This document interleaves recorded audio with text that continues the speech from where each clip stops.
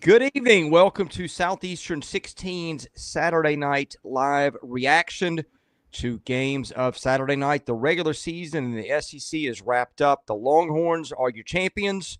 We knew that coming into today. A lot of stuff, though, we didn't know coming into today. That's the outcome of some games that impacted hosting, bids, seeding, all kinds of stuff. Here are your finals from today. Georgia completed the series win over Texas A&M by a 7-5 score. Auburn salvages the third game of the Ole Miss series, 13-8 in Oxford. Arkansas beats Tennessee 8-4 in a hotly contested series in Fayetteville and wins the series. Vanderbilt comes from behind again to beat Kentucky 5-3 and sweep the series. Mississippi State takes down Missouri 12-1 in another run rule game to sweep the series, get to 500 in the league. And LSU knocks off South Carolina 7-3 behind Anthony Eyanson, taking the series 2-1. Florida beats Alabama to take that series 2-1 and improve to 15-15 in the SEC regular season, which seemed a pipe dream long ago. And Texas tops Oklahoma 9-1 to take that series. We will get into all the games briefly. We will do a members-only stream afterwards. But first, we remind you, help out the folks who help our channel, and help out the channel by joining the premium membership tier. I have posted the link above for that. We're going to have members-only video in maybe 30 minutes to talk more about some takeaways from the weekend, to get into NCAA tournament seeding, all that kind of stuff. Also, Cherubundi, a sponsor of our content here. You will notice the empty Cherubundi bottle. That is because I use their product to help me recover from running, all sorts of stuff. You can get it in the concentrated form, which is great if you're on the go. You can get in the gummy form, too. You can also get those same gummies with melatonin. So when you need to sleep at night, that helps you in recovery. Great product.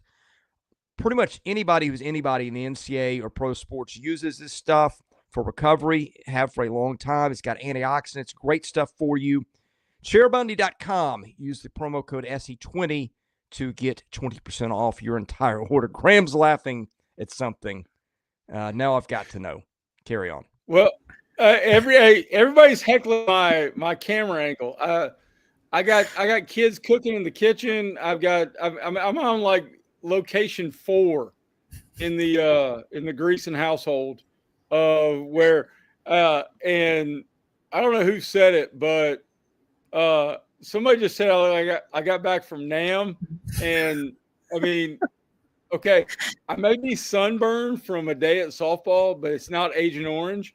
And somebody else threw out there that what was the one that was really funny? I can't talk. So clear footage of the moon landing compared to your camera. We had clear footage of the moon landing than we do of Jay's camera. Hey, y'all, hey, everybody in the chat, deep breath. We're gonna get to Chris's knowledge, and you're not tuning in for the video image of me. You're tuning in for the audio of me. Period. All right. Let's just move along. And yes, I am in the bedroom. And I mean, do you want me to get all here? I'll get comfortable. I mean, dear Lord. Yes, these comments are gold. Oh, yeah. There we go. Keep them coming.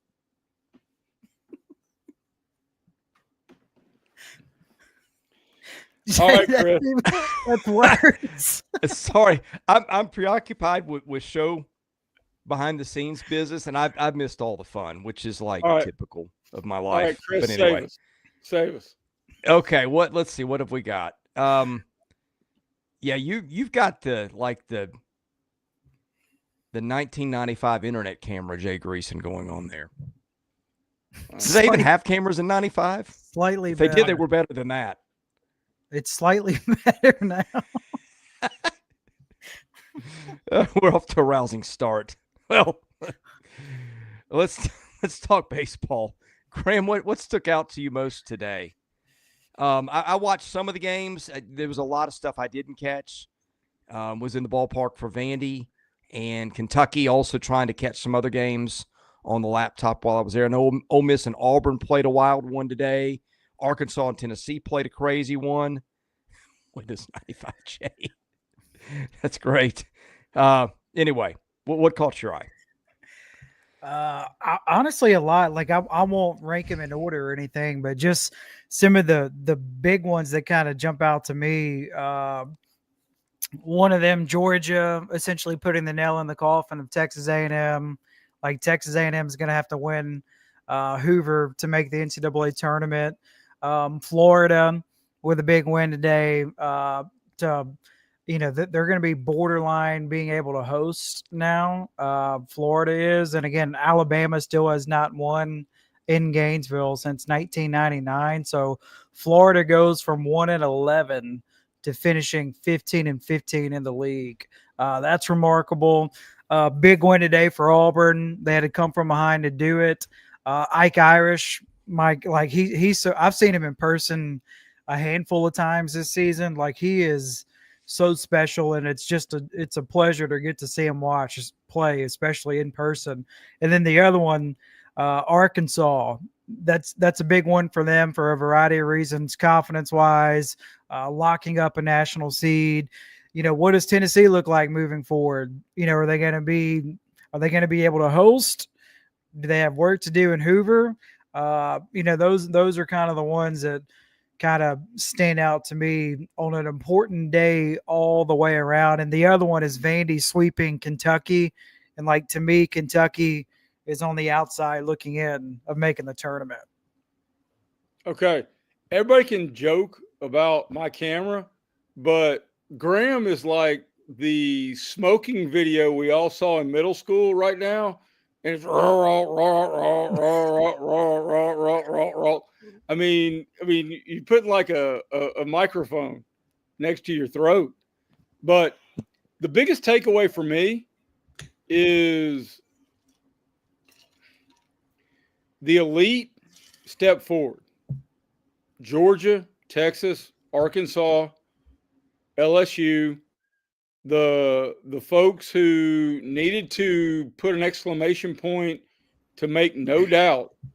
I don't know if Auburn is a national seed now. I mean, they lost 2 or 3 to Ole Miss. I mean, and I'm as high on Auburn as anyone, but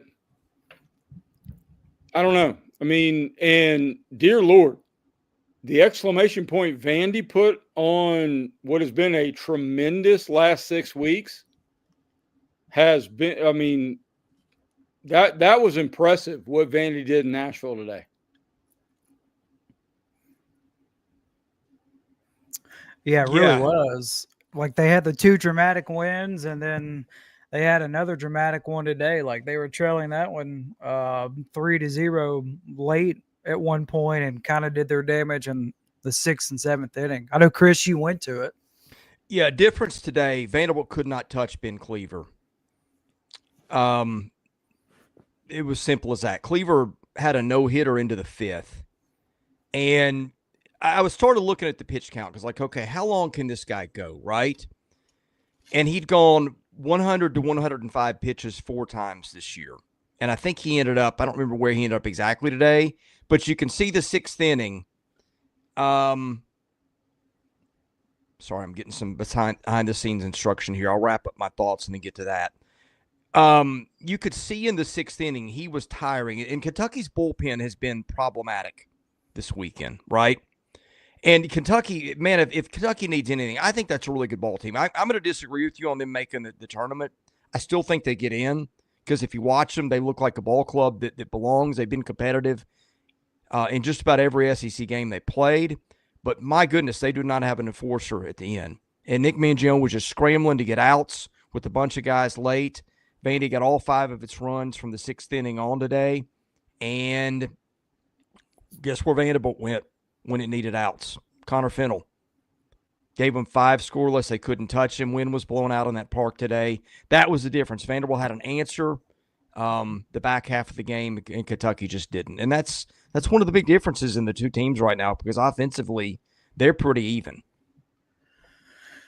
Well, Chris, I know you're gonna work on the link stuff, but let me ask you this: so Kentucky's sitting at 29 wins right now. Let's say they get matched up with Oklahoma and Hoover. Let's say they don't win that one. Is a 29 SEC win team going to make the tournament with 13 SEC wins?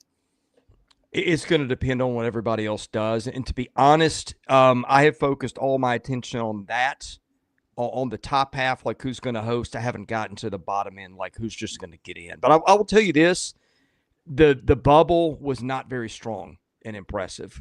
And I will tell you, if Kentucky does get bumped, it will be by a team or teams that do not have anything close to the quality wins that Kentucky's got. Well, that's certainly interesting. I mean, that gives if they do make it at 29 wins, boy, that will give a ton of teams hope moving forward. Well, I don't know. I think this is a unique year. Yeah, that it is. Jay, is it a unique year or the first year? Because none of these teams are going anywhere. Maybe a little bit of both. Jay, what stood out to you this weekend? If Ike Irish is not the player of the year in the league, then I'll be shocked. So what is helping him, Aloy at Arkansas, I kind of thought that it was going to be his, already wrapped up. He's kind of been slumping a little bit. And then Ike Irish has just been next level the last 3 weeks. I know they didn't win this series, but I mean, he almost single-handedly was like the reason that Auburn was able to keep it close the first 2 games. And then today, another home run today. The other thing that stood out to me were a couple of aces got punched in the face in game 2. Liam Doyle, Sam, I know y'all probably talked about it last night, but I mean, there were guys that some of these teams count on to be check mark guarantees, and they didn't pitch real well. Yeah, we touched on Doyle last night, and we were saying that even though that might not have been his best outing, Jay, like he still had 10 strikeouts. And even if you're not up to par, which you normally are, if you still have 10 strikeouts, like any coach would take that, Oh, of course. Yes. No, I completely agree. But in the big picture, as we move forward, those are guys that these teams who are going and planning on hosting or winning regionals are counting on those dudes delivering W's and going 7-8 innings regardless. Yeah. We're getting a lot of Ace Reese mentions in the chat for SEC Player of the Year. So he does have a chance to win the Triple Crown. We'll kind of see how it shakes out here, especially this coming week in Hoover. So I would say the past month and a half, like he has just been off the charts. I guess it's just going to be on the people that vote for that award. Like, how much do you value how successful your team is? Like states, they're not going to host. They will make the tournament now. They're 15-15 in the SEC. So I guess it's like, what do you value? Do you value what somebody like Ike Irish has done? They're going to host, potentially be a national seed. Aloy at Arkansas, same thing. They're going to be a national seed. Or do you give it to somebody like Reese, who's in his first year at Mississippi State, and they're going to be a 2 or 3 seed? Yeah, I'm trying to look at this is right. Say it again. You cut out. Ace Reese is Angel Reese's brother. Yes, absolutely. That's what we did. Hey, Angel Reese in the news today, by the way, in the first game of the season. But yes, Baltimore, Texas, right next to each other. They're practically next door neighbors. Yeah, Reese and Irish were the 2 guys that kind of dominated the stat sheet in conference play. Obviously, neither of them had the season outside the league coming into that for different reasons. So, Well, somebody put it in the chat a moment ago. Irish is almost hitting 500. Ricky did it in the chat. He's almost hitting 500 in SEC play. That's crazy. I mean, like it got to the point like Ole Miss started to intentionally walk him towards the end of the day, just because it felt like he was never getting out at any point this weekend. Yeah, the official SEC stats for OPS and stuff in the league are all messed up. So Irish did hit 404 in the league according to this, and had an 846 slugging, which led the league in league play in both those.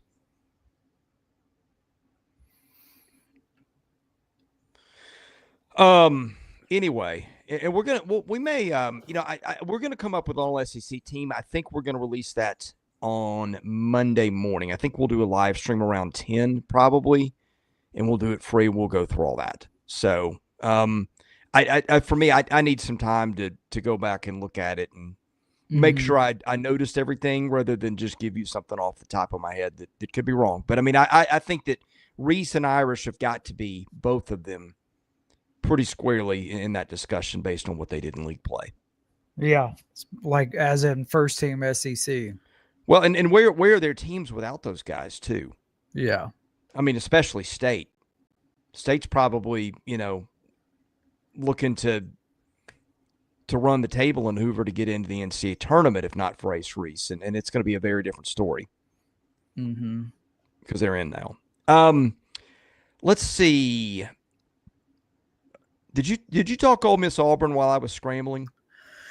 A little bit. So to me and Jay, I know you've watched Auburn a lot. Like, just what makes them so good is they're just relentless.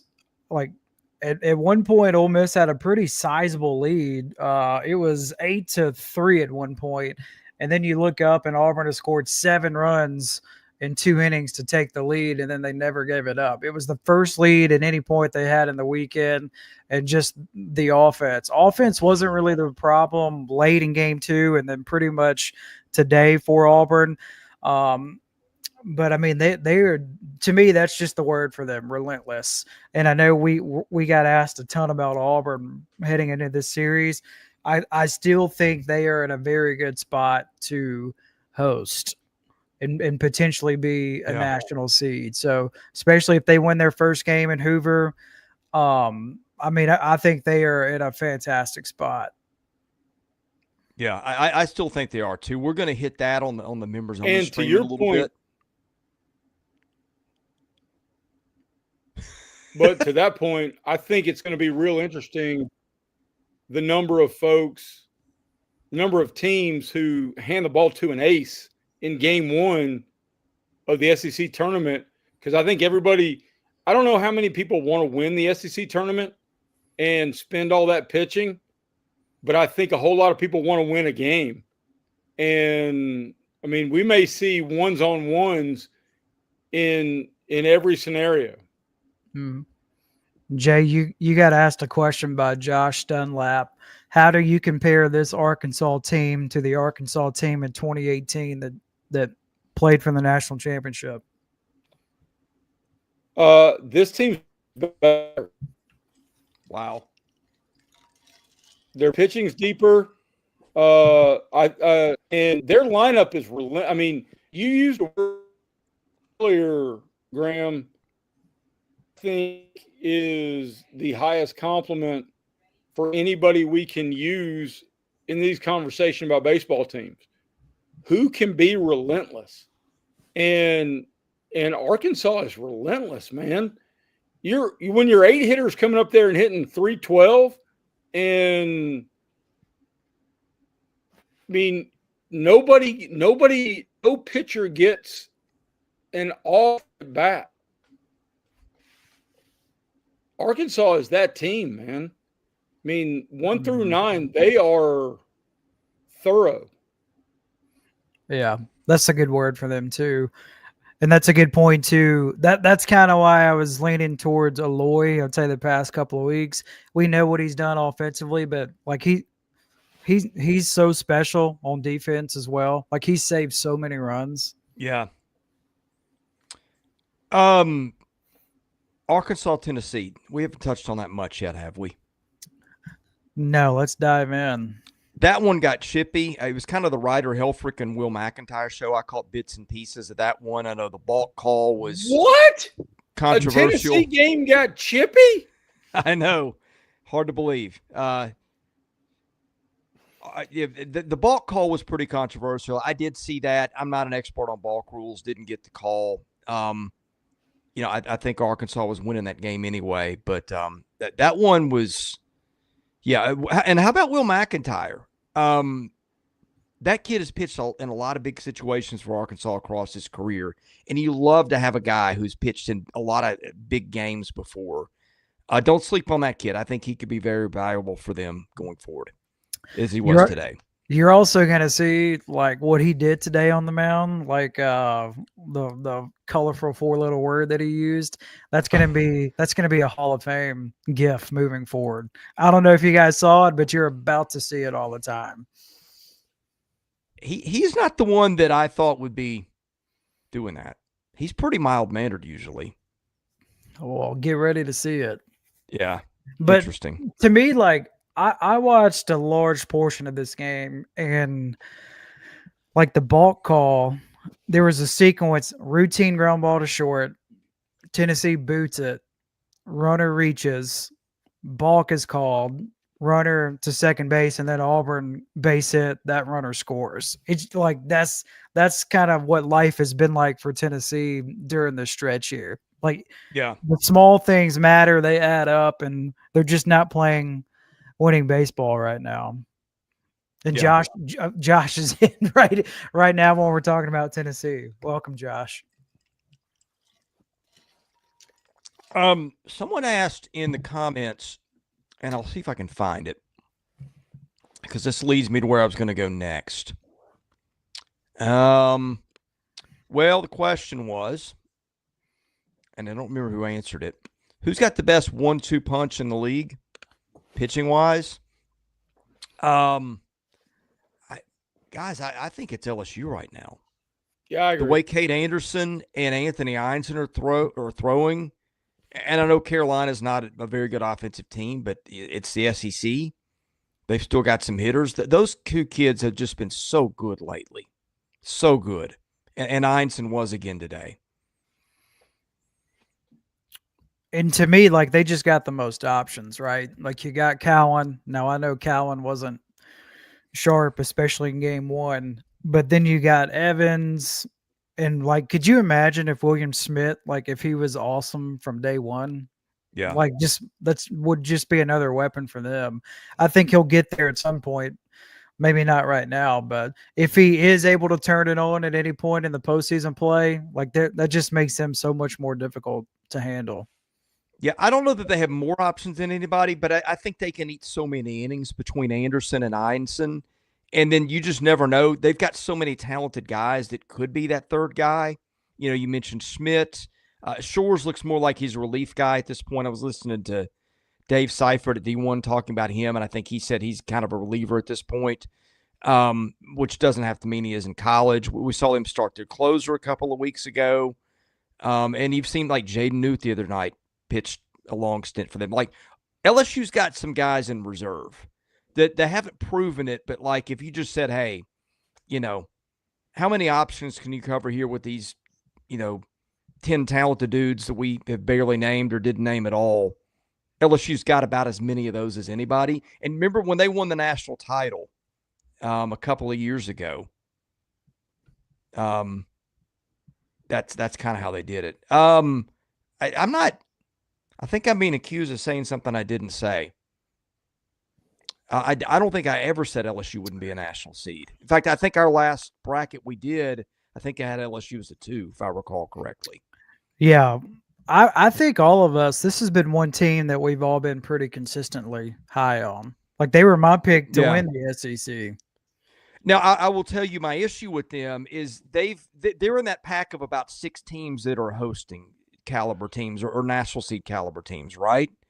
And the problem is, like, they're all right there together. And you could say, well, I think this team's a better team than this one, but, this one's got a better resume. And, this team beat this team, and you can tie yourself into knots. I did say that if it broke wrong for LSU, they might drop out, and like losing the opener in Columbia was like that the start of that, how it could have come unwound, because they did beat a lot of, I think, and I'll get into this on the stream, but they did get some, some wins against some bottom half teams. I think, they got Missouri on the schedule. And those things can be difference makers if you're looking for them. But I don't think I ever said I thought LSU would drop out of the national team picture. Now, I might have said, hey, if they drop another one to South Carolina and some other teams win, then look out. But I don't believe I ever said that. Which series do you guys want us to touch on before we go over to members only? Like, is it Texas, Oklahoma, A&M, Georgia? Just want to be sure that we hit on what everybody wants us to touch on. Well, I mean, I think the conversation is, how far does A&M have to get in Hoover to get into the tournament? They have to win the whole thing? I think they do. A&M? Well, I don't know, because they'll be playing 5 games. Right. And let's see, they'll start. We haven't even talked about the bracket yet. They will start against Mississippi State, and then they'll get Auburn if they win that. And then if they win that, they'll get LSU. So, like, hey, you get wins against those 3 teams, maybe at that point you're in the conversation. Might be. I mean, because the bubble is not super strong. But that series loss to Missouri is really hard to quantify, because they're 0-27. So they made a graphic on the broadcast today. No SEC team in the history since they've been doing RPI, no SEC team outside of the top 50 has ever made the NCAA tournament. And what? Like, yeah, that's the graphic they made. Yeah. And A&M's in the 50s right now. Now we're disrespecting Texas. No, Jared, we just haven't gotten to Texas yet. And Texas won today 9-1. And I think, did Harrison start that game? Let me pull it up. By the time I got home and turned that one on, they were in a weather delay. Yeah, he did, and pitched very well. That's what. And Thomas Burns got the save in long relief, who's been getting more of a role lately. And I think the thing for me, like the Oklahoma offense again, like just 1 run today. So they've only scored more than 5 runs once in the month of May. Yeah. Gosh, did they I saw something. I guess they did get 50 on Missouri. Yeah. Good Sven, grief. a lot of people are in that, like, how in the world did Texas A&M let that happen in College Station? Yeah. Yeah. All right, we just got asked who's our biggest disappointment this season. I kind of think everybody's going to have the same answer. It's got to be A&M. Yeah. Yeah. I mean, if that's not somebody's answer, I don't know who you would pick. We got a super chat from Josh. Okay.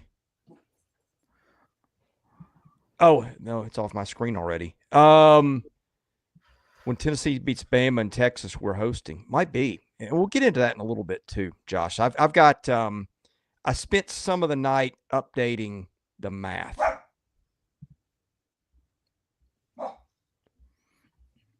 And I'll bring you what I've got.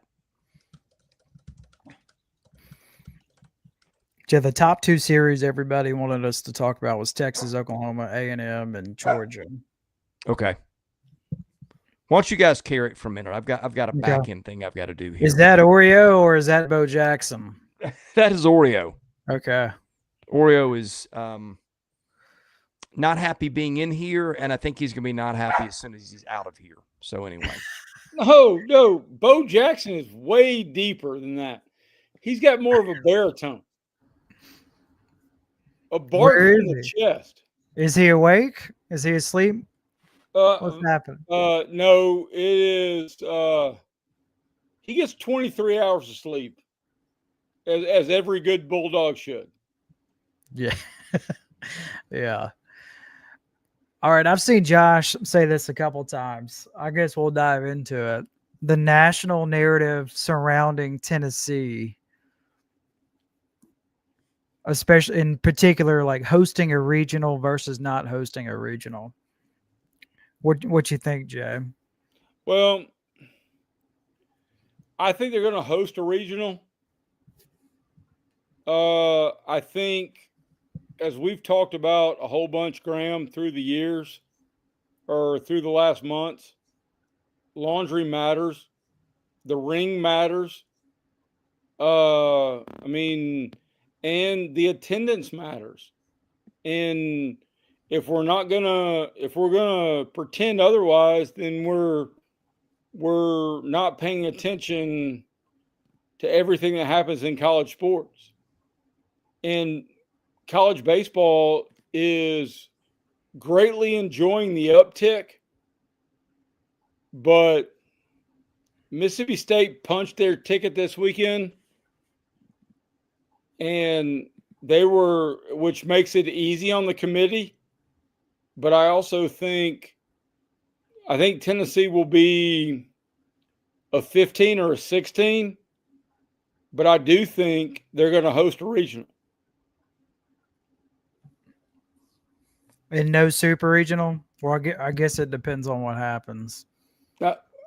There's no way there. I can't see putting Tennessee in a top 8 seed the way they've played. I don't think that's going to happen. 6 weeks. I'll give you a spoiler alert, and I'll get into it in the members only here in a couple of minutes. I think it's going to depend very much on what happens with maybe 6 to 8 other teams. Yeah. By the way, if you're wondering, Tennessee has the winner of Alabama, Missouri, so they're going to play Alabama. Their first game of the tournament. See, I think Missouri's going to win the whole thing and get a 14 team into the tournament.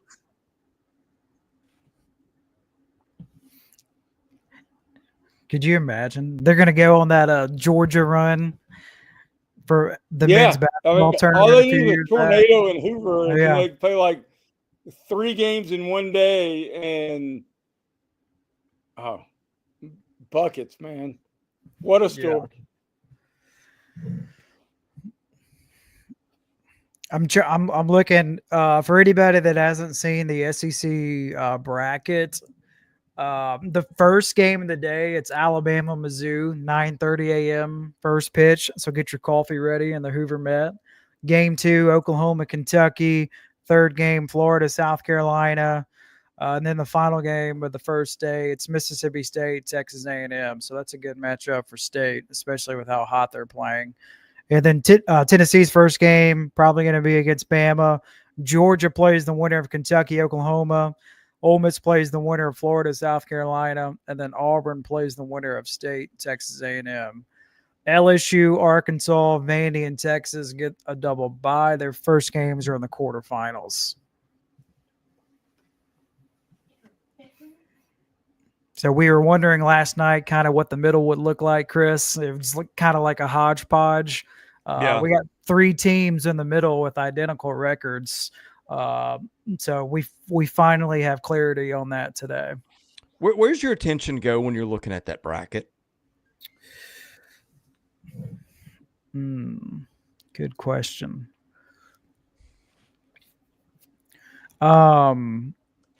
I would say Vandy, because it's going to be a pretty good draw for Vandy on what side they're on.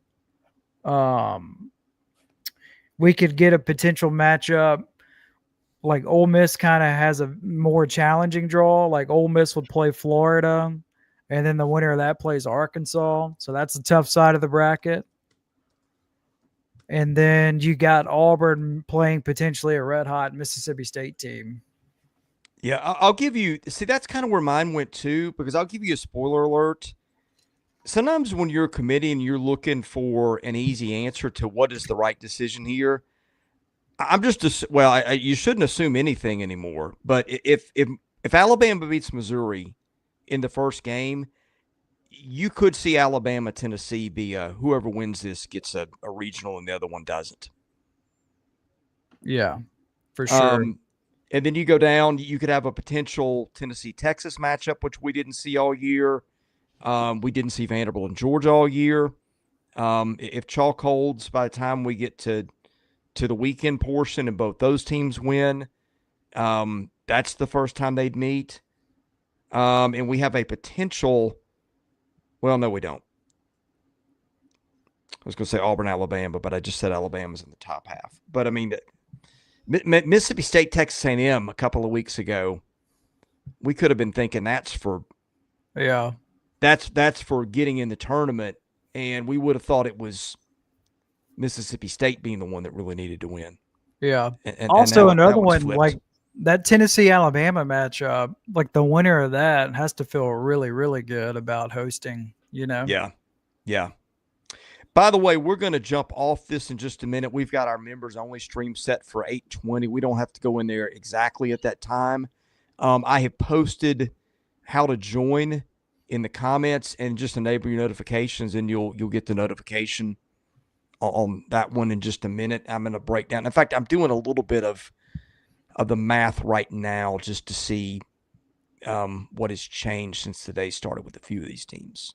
I'll tell you what, there was some interesting stuff, spoiler alert, outside the league that has developed in the last week that I didn't expect we'd be talking about, and I'm going to bring some of those situations up because I do think some things that are happening outside the SEC are going to affect, Tennessee, Ole Miss, Alabama, when it comes to hosting, depending on how this closes. But there's some situations I didn't really have on my radar as possibilities a week or two ago. But when, sometimes when you win a string of games and that RPI takes a good leap and the KPI does too, then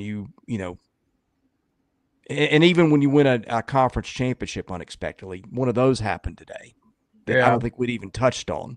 So that's a good tease to sign up. And then the other one is Sam Smith had a great tease earlier. He's got more info on Tennessee. He was dropping all kinds of golden nuggets last week. Yes, he was. Yeah, Sam knows his stuff. Any parting comments, guys, before we head over to the member side in just a minute? I guess mine would be like Ole Miss needed this big time just to be in the conversation of potentially hosting. Like Ole Miss isn't going to be a national seed, but if Ole Miss is able to host, like that would just be very, very big for this Ole Miss team this season. And then the other thing, I do think we can close the book on Texas A&M officially. Yeah, I mean, barring winning in Hoover, I just don't see it. Go ahead. I think the takeaway is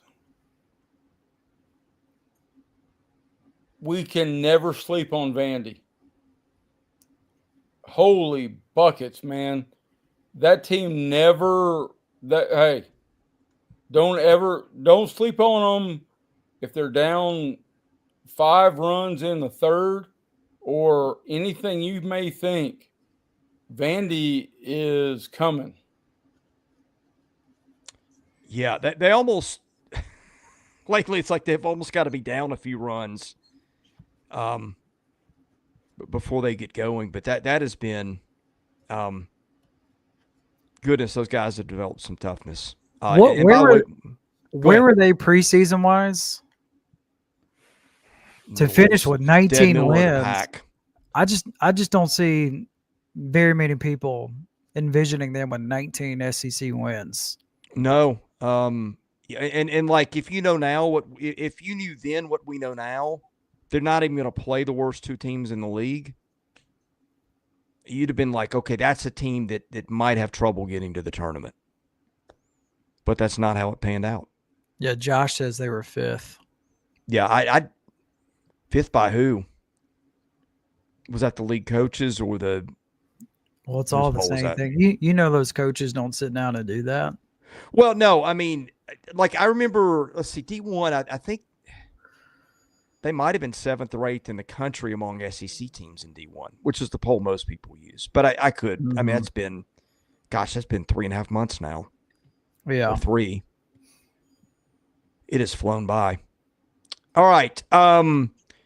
Oh, my bad. Josh says he was answering something else. He wasn't. Oh, that wasn't okay. about Vandy. Yeah, and guess who else was right there in that territory? Texas.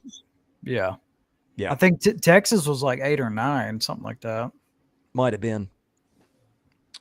All right, we're going to go ahead and hop over into the members only stream. If you're a member, you should get notifications. Again, we've left the instructions. And look, are we going to start taking all this behind a paywall? No, we're not. It's just some extra bonus stuff we're doing. You still get the free reactions. We will not do power rankings Monday morning, but I think what we'll do is our award show. We'll pick all SEC teams. We'll do our predictions for the tournament. That'll be free. We might even do that one live Monday morning, too. We might just throw it all in there together and have one big free mega stream. And then we'll do bracketology. I'll do that one for free at some point. And tonight, kind of the point of the member stream is I've not unpacked all that yet, but I've been staying on top of it. And I'm going to give you kind of an early peek behind the curtain of what our hosting pecking order could be, that we have it based on even stuff that happened today. So that's where I spend a lot of my time and energy. And we want to do that to members. And again, we'll unpack all that free later in the week. But if you want to get a glimpse at, like, after today, where do we think things stand? First blush, we're about to tell you that. So anyway, thank you guys for watching for free. Again, membership helps the channel. We got bills to pay just like everybody else here. So if you do that, it's just $3 a month. That really helps us out. So I ask you would do that. Rick, Josh, Grant, all have joined. Again, the link is in the comments somewhere. And you should be able to find it when you go back. Mine are frozen for some reason. And Rubber Toad, no, it's not like OnlyFans. No, we are a little bit different. This is a family channel here for sure. Never going to be my style as long as I'm running it. So anyway, yeah, here's the link for membership. I just posted that at the bottom. Hope if you got a couple of guys. I know there's some issues with MacBooks and iPhones. I think the best way to do it is to get on a browser and do it from your web browser on the laptop. But I'm not an expert in that. Wish I were the tech guy too. That would help us with a lot of stuff. But you get what you get. Anyway, you're about to get some membership content. We're going to hop over there. Again, we will see you Monday morning, I think, with the mega Monday morning show with all SEC teams. We might even do it tomorrow. You know how you find out when we're going to do it? Subscribe to the channel, enable notifications. It's a busy time around here. We're all juggling schedules, and sometimes we're literally making decisions on the fly. I think that's probably going to come Monday morning, but we might do it tomorrow night. Either way, we're going to be here for you for all that. I'm going to be in Hoover a couple of days next week covering the tournament. Yeah, we're going to bring you all kinds of stuff. Regional previews, anything and everything that you could want out of SEC baseball is coming your way soon. And again, we're about to hop over and close this one, jump into the members only. So anyway, thank you guys for watching. God bless you. Have a great night. We'll see you up in a minute here on the premium stream at Southeastern 16.